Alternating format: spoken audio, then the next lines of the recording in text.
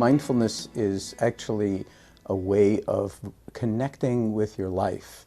And it's something that doesn't involve a lot of energy. It involves kind of cultivating attention in a particular way. So the way I define it is it's paying attention on purpose in the present moment, non-judgmentally. And then I like to add sometimes as if your life depended on it, because it does. Attention is the faculty that allows us to navigate our lives in one way or another, and to actually know what's happening or know that we don't know what's happening, and find ways to be in a wiser relationship to things that are going on in our lives than being at the mercy, say, of our own emotional reactions and crazy thoughts and fears and so forth.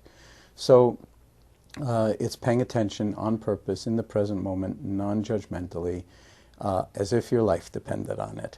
So paying attention to what, you might ask? Well, it doesn't actually matter. It's the attending itself that's important, more important than what it is that you're paying attention to. But that said, if you start to pay attention to how much attention we pay to anything, you begin to notice that the mind is all over the place. It never sits still. It's got this idea and that opinion and this reaction, and we spend a huge amount of time planning and worrying about the future, and a huge amount of time reminiscing about the past and who did what to whom, or why it worked out this way, or why it didn't work out this way. And the present moment, which is the only time that we're ever alive in, the only time we could learn anything, express any kind of love or emotion, the only time we could be in our own body, the only time we can see or hear or smell or taste or touch or communicate, is now. And yet the present moment gets completely squeezed out by all of our preoccupation with the future and the past. When we start to pay attention to our own mind and our own body, it's like reclaiming your life. Mindfulness is not a technique, although there are many, many different ways to cultivate mindfulness. It's actually a way of being embodied, being in some sense in equilibrium with the comings and goings of the outer world, and even the comings and goings and the ups and downs of having a body, which of course has its wonders and is also at sometimes seriously problematic when we're dealing with health problems of one kind or another, or things that can happen to the body. And as long as we have this capacity for awareness, why not develop it? Much of the time, if you think about our educational system and how we grow up, we are trained more and more and more to get into thinking. And thinking is wonderful stuff, very powerful.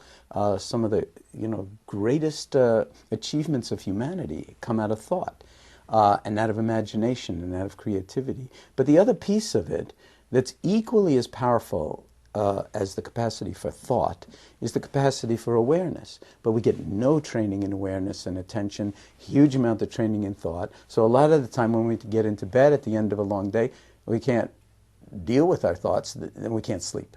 They just kind of perseverate over and over and over again. The same thoughts, we want to shut them out. The more you try to shut them out, the more they come in, and pretty soon you don't get to sleep, or you wind up with, basically chronic anxiety or some kind of condition or other.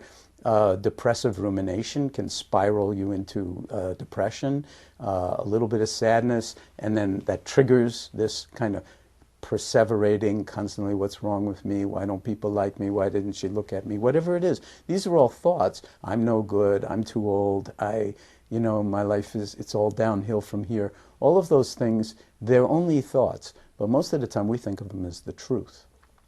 So what mindfulness does in a way is it embraces the actuality of the mind, the heart, the body, and our relationality with the outer world, and gives us new degrees of freedom to navigate the ups and the downs and the ins and outs of our relationships with life, with other people, with our own aspirations and our own fears, and also, and most fundamentally, with our own body. Now, most of us don't want to go anywhere near our own body except under very specialized circumstances at particular times. It seems like, wow, it's wonderful to have these bodily experiences. But a lot of the time, we're just pretty much up here.